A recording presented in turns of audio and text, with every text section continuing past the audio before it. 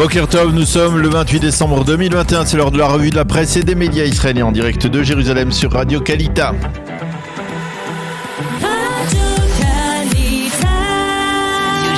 La revue de la presse israélienne, en direct de nos studios de Jérusalem. Et oui, nous retrouvons à Jérusalem Daniel Haïk, notre correspondant, et nous commençons, Daniel, cette revue de la presse par les derniers développements sanitaires autour de la vague Omicron en Israël.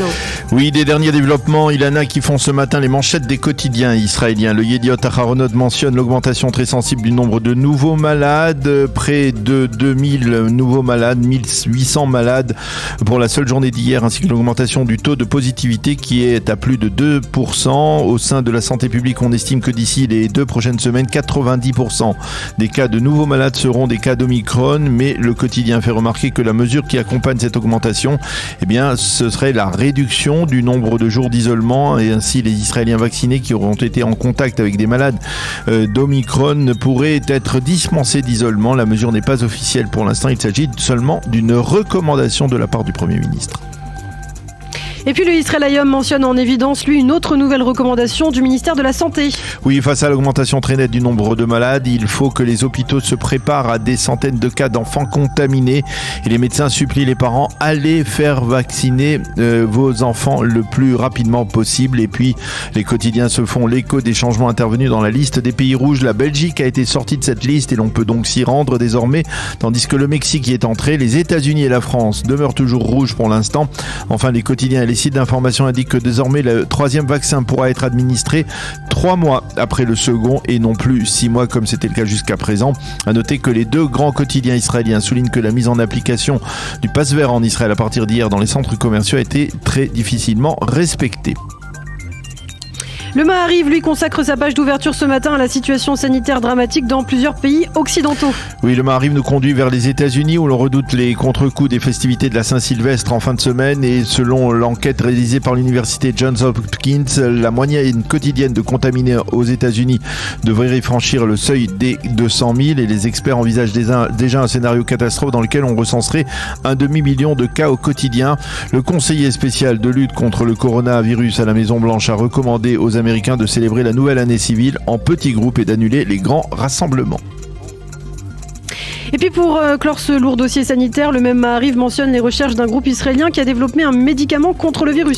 Oui, il s'agit du médicament qui porte le nom romantique, on va dire, d'Amor 18, qui a été produit par la société Amorphical, une compagnie qui fait état d'essais cliniques concluants, des essais qui devraient être très rapidement élargis aux hôpitaux israéliens. Le médicament empêche le virus de se propager dans le corps et renforce les défenses immunitaires. La situation politique au cœur de l'actualité également ce matin, et les médias qui nous ont montré hier une situation inédite et presque burlesque à la Knesset. Oui, en effet, le Premier ministre Naftali Bennett, qui est en période d'isolement, vous le savez, en raison de la contamination de sa fille, a été forcé de se rendre au Parlement israélien pour participer, comme l'exige la loi, à la séance extraordinaire réclamée par l'opposition à l'aide de la signature de 40 députés. C'est ainsi que l'on a pu voir un Premier ministre du haut du balcon vitré de l'hémicycle s'adressant aux députés. Cette séance a donné lieu à une véritable empoignade entre Naftali Bennett et Benjamin Netanyahou. Bennett a accusé l'opposition d'avoir franchi un nouveau palier en l'obligeant à venir alors qu'il était en isolement et qu'il risquait de contaminer des personnes. Netanyahou lui a rétorqué « Cessez donc de pleurnicher ». Le chef de l'opposition s'en est pris à Yifat Shacha Bitton, la ministre de l'Éducation, qu'il a qualifiée de négationniste du Covid-19 parce qu'elle refuse de faire vacciner les enfants dans les écoles. Et ce matin, l'image du Premier ministre derrière les vitres de ce balcon parlementaire est en première page des quotidiens israéliens et des sites d'information. Dans le reste de l'actualité, les quotidiens israéliens mentionnent le suicide de Chaim Walder, un écrivain orthodoxe à succès. Oui, Chaim Walder était la star de dizaines de milliers d'enfants orthodoxes qui ont lu bon nombre des 80 ouvrages qu'il a rédigés. C'était un écrivain adulé qui avait ses entrées partout dans le monde orthodoxe. Mais il y a un mois, le Haaretz a publié une enquête prouvant au-dessus de tout soupçon que Walder avait abusé sexuellement de nombreux enfants et de femmes orthodoxes mariées. Walder a nié en bloc ces accusations, mais il y a 2 jours, un tribunal rabbinique conduit par le grand rabbin Shmuel Eliaou de Safed l'a reconnu coupable des faits dont on l'a accusé. Hier, Chaim Walder s'est suicidé. Un suicide qui provoque un état de choc dans la rue orthodoxe. Ce qui est intéressant de souligner ce matin, c'est que la presse généraliste mentionne ce suicide et l'explique en détail, mais la presse et les médias orthodoxes se contentent de mentionner la mort de Chaim Walder à l'âge de 53 ans sans en expliquer les causes et sans évoquer le moins du monde son comportement sexuel. Justement, à noter que la première page du Yediot met en évidence en avant 2 autres cas graves d'abus sexuels de la part de personnalités connues. Oui, il s'agit d'abord du docteur Guy Roffé, qui est gynécologue en Israël. De jour en jour, la liste des femmes qu'il accuse d'avoir abusé d'elle de diverses manières durant ses consultations se rallonge.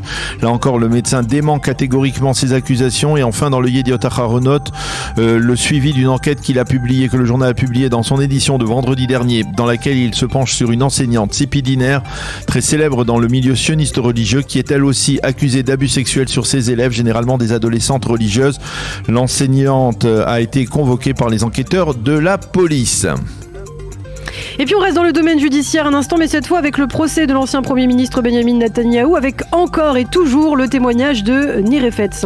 Oui, effectivement, un témoignage qui n'en finit pas de produire des révélations qui de prime abord consolident la défense du chef de l'opposition Benyamin Netanyahou. Je n'ai aucune information permettant de dire qu'Arnon Milchan, le célèbre producteur hollywoodien, a donné des cadeaux à Benyamin Netanyahou, a affirmé Nir Efetz, qui raconte qu'un jour, un autre milliardaire a offert des cigares à Benyamin Netanyahou et ce dernier a refusé de les faire entrer dans son bureau à la présidence du Conseil. À propos du dossier 2000 des relations entre Netanyahou et le patron du Yediot Aharonot, Moses, bien Nir Efetz affirme avec certitude qu'il est absolument impossible que Netanyahou ait pu imaginer à l'époque que sa rencontre avec Moses puisse se traduire comme un acte corruptif.